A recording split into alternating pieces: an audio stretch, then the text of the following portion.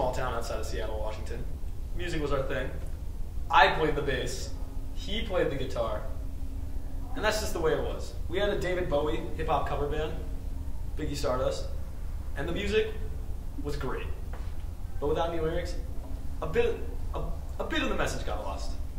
We needed a vocalist. So, me and Brant, we were walking home after hip-hop practice through this bad part of town when we heard this noise from an alley. And the sound was irresistible and beautiful, yet at the same time it was terrifying. So we entered the alley to find out what it was, and it was a guy. And in all honesty, it was like finding an oasis in a barren urban landscape. And his voice was like, it was like the voice of a vengeful angel.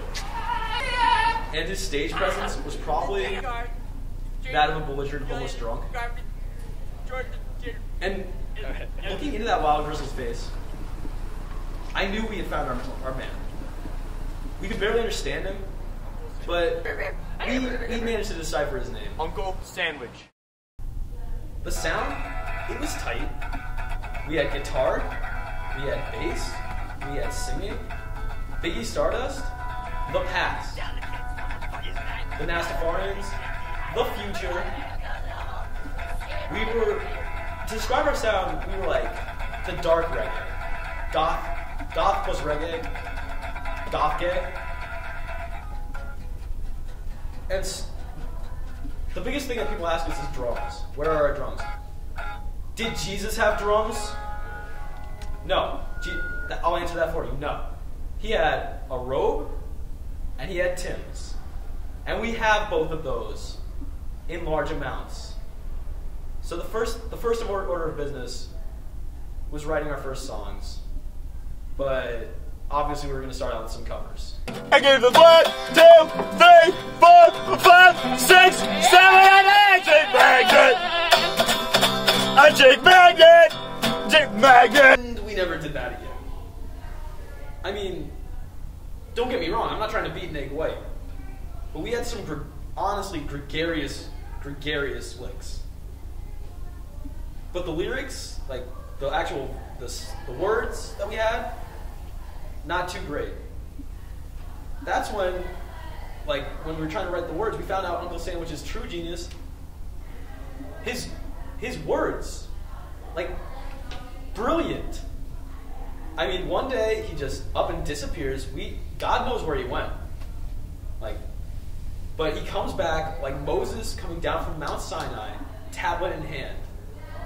The song he wrote, which we came to dub the Laundry Cave, probably the best song ever written. As for the days of the Laundry Cave, hold on to it, same.